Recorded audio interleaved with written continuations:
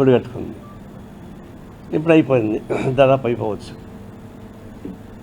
ఉద్యమాలు ఎట్లా వస్తాయి? ఏ రూపంలో వస్తాయి? ఎట్లా వచ్చింది బంగ్లాదేశ్లో ఉద్యమం? పొలిటికల్ పార్టీలు మార్చాయా? శ్రీలంకలో ఎట్లా వచ్చింది ఉద్యమం? Political parties మార్చాయా? నేపాల్ ఎట్లా వచ్చింది? జనం తన్నుకుంటూ వస్తారు వివిధ రూపాలలో. సాయుధ పోరాటంగా రావచ్చు, శాంతియుత పోరాటంగా రావచ్చు, ఉద్యమాలు ఇట్లా రావచ్చు. అనేక కొత్త ఉద్యమాలు వస్తాయి ఈ సమస్య పరిష్కారం కాకుండా పోతే. ఇప్పుడు సునకానందం పొందొచ్చు, అయిపోయింది, నక్సలైట్ మొత్తం కూల్చేసని చెప్పుకోవచ్చు. అది కేవలం కార్పొరేట్ కంపెనీస్కి ఊడిగించడానికి ఉపయోగపడే పద్ధతులు తీసుకుంది నేను తప్ప ఇంకోటి కాదు.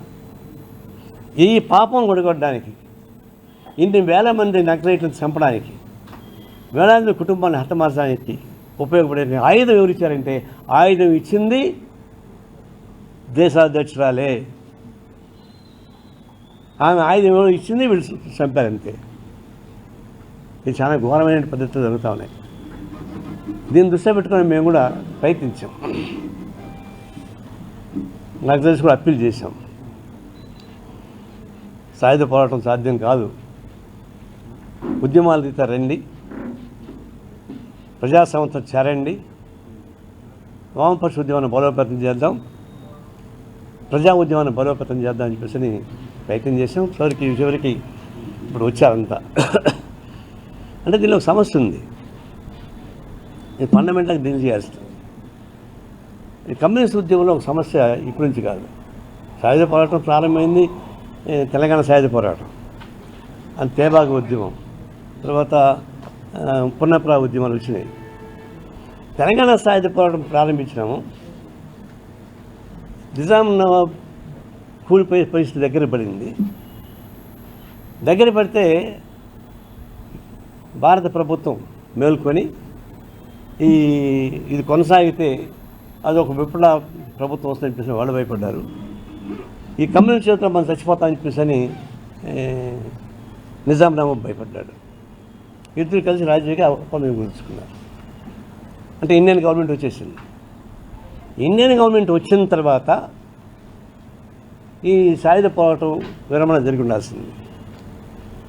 అది పొరపాటు చేశాం.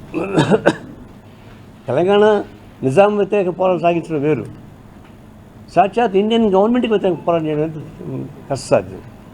కానీ అప్పుడు కూడా వామపక్షంలో ఉన్నటువంటి కొన్ని అతివాద ధోరణులు అది కొనసాగించడానికి ఏర్పడింది. చివరికి స్టాలిన్తో మాట్లాడి సంప్రదింపు చేసిన తర్వాత కానీ మేము ఉంచలేకపోయినాం. ఎక్కువ మంది చనిపోయారు. ఇండియన్ గవర్నమెంట్ చేత ఎక్కువ మంది చనిపోయారు. అందులో ఈ సాయుధ పోరాటం ఒకసారి ఎక్కించడం సులభం, పెంచడం కష్టం. అదే జరిగింది ఈ నక్సలైట్ ఉద్యమం కూడా. సిపిఐని సిపిఎం చీలింది, సిపిఎం నుంచి నక్సలైట్గా మారారు, అనేక గ్రూపులు అయిపోయినాయి. వాళ్ళు సాయుధ పోరాటంకి వెళ్ళారు. కానీ నేను విరమింపు చేయాలంటే ఎంత కష్టం, అంత ఈజీ కాదు. అందుకని ఈ నక్సలైట్ ఉద్యమం కూడా విరమింపజేసుకోవడానికి ఉపయోగపడేటట్టుగా చేయలేకపోయారు. కొన్ని ప్రయత్నం జరగాల్సిన నష్టం జరిగిపోయింది. అంటే వామపక్ష ఉద్యమంలో వచ్చే ప్రాబ్లమ్స్ కొన్ని వస్తుంటాయి, అది ఉండగా మేము చెప్పుకోవాలి. మేము చేసే తప్పులు కూడా చెప్పుకోకపోతే న్యాయం జరగదు. అన్ని తప్పులు చేసిన తర్వాత జ్ఞానోదయం కలగాలి మనకు కూడా. అందుకని ఉద్యమంలో కలిసి ఉంపమని చెప్పి పిలిపిస్తా ఉన్నాం. ఆందోళన సాగించాల్సింది. ఇప్పుడు నేను ఖమ్మం వచ్చాను కాబట్టి ఒక విషయం చెప్పాలి. కొంతమంది కుహనా విప్లవకారులు హైదరాబాద్లో కూర్చొని అరుస్తూ ఉన్నారు. కమ్యూనిస్టులు ఏం చేశారు, కమ్యూనిస్టులు బలంగా ఉన్నారు ఖమ్మంలో, వాళ్ళు ఏం చేశారు, సాంబశివరావు ఎక్కడ ఉన్నాడు, నారాయణ ఎక్కడ ఉన్నాడని కొంతమంది కుహనా విప్లవకారులు కొంతమంది కేకలేస్తున్నారు, కుక్క అరుపులు అరుస్తున్నారు. వాళ్ళు ఇక్కడ రారు, ఈ పక్క కూర్చొని చూడరు, విప్లవం వాగాడంబరం మాట్లాడుతూ ఉంటారు. ఇక్కడికి వచ్చి మాట్లాడమని చెప్పండి చూద్దాం. ఇక్కడేం జరిగింది, ఇది భూదాన భూమి. అసలు భూదాన భూమి ఎట్లా వచ్చింది? కమ్యూనిస్టులు భూ ఆక్రమణ ఉద్యమం ఉధృతం చేసే కొద్దీ అప్పుడు భూస్వాములందరూ కలుసుకొని ఆచార్య వినోబా అని ఒక బొమ్మగా పెట్టి మీరందరూ స్వచ్ఛందంగా భూములు ఇచ్చేసేయండి అని చెప్పేసి ఇక దూరాన్ని ఉద్యమం సాగించే క్రమంలో భూముల పోరాటం అక్కర్లేదు, మీకు భూ ఆక్రమణ అక్కర్లేదు అని కమ్యూనిస్ట్ ఉద్యమానికి పోటీకి తీసుకుపెట్టింది ఆచార్య వినోబాని. అలాగే వచ్చాయి ఈ భూములంతా. ఇప్పుడు ఆ భూములు ఏమవుతున్నాయి? కమ్యూనిస్టులు ఆక్రమించినటువంటి భూములు ప్రజల చేతుల్లో ఉన్నాయి, ప్రజలు అనుభవిస్తున్నారు. 10 లక్షల ఎకరాల భూములు తెలంగాణలో పెంచాం కదా, చల్లపల్లిలో 10,000 ఎకరాల భూములు పెంచాం కదా చంద్రరాజేశ్వర నాయకత్వాన. పునఃప్రా పోరాటం కేరళలో భూములు ఆక్రమణ చేయించాం కదా, పశ్చిమ బెంగాల్లో పోరాటం సాగించాం కదా. కాబట్టి కమ్యూనిస్టులు సాగించిన పోరాటంలో భూములు అంతో ఎంతో పేద ప్రజానికానికి దక్కాయి. ఆచార్య వినోబా నాయకత్వం తీసుకున్న భూములు ఎక్కడ ప్రజానికానికి అందుబాటులో లేవు. అట్లా పెట్టేశారు దాన్ని. దానికి సంబంధించిన రూల్స్ చాలా ఉన్నాయి.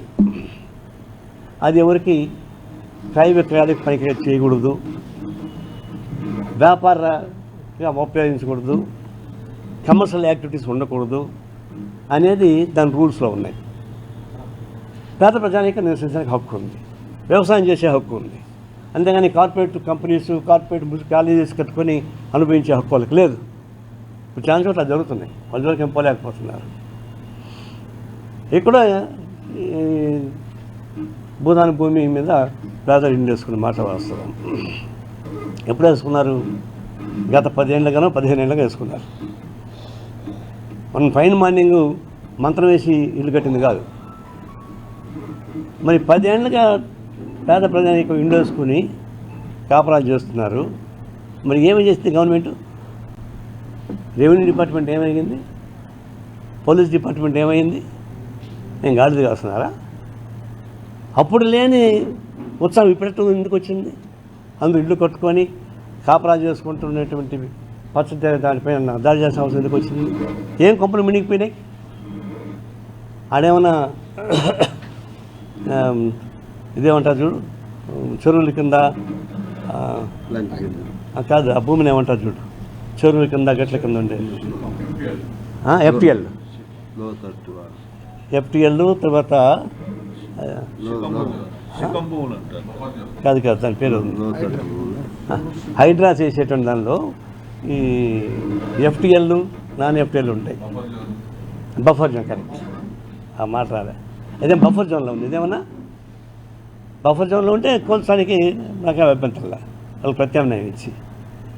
ఇప్పుడు గాంధీ ఘాట్ కూడా ఏం చెప్తున్నాం, మూసే మీద ఏం చెప్తున్నాం? మూసే ప్రచారం జరగాల్సిందే. గాంధీ ఘాట్ కట్టుకుని మాకు అభ్యంతరం లేదు. కానీ ఒక్క ఇల్లు కూడా కూల్చిన తర్వాత వాళ్ళు ఎవరికి ప్రత్యామ్నాయ సౌకర్యం కల్పించాల్సింది. ప్రత్యామ్నాయ సౌకర్యం కల్పించుకోవడానికి వీళ్ళని చెప్పేసి స్పష్టంగా చెప్తున్నాం. కల్పిస్తాను నేను దేవతడు చెప్తున్నాను. అది కల్పించకపోతే మేము ఒప్పుకోం, అది వేరు. ఇప్పుడు ఇక్కడేమన్నా బఫర్ జోనా?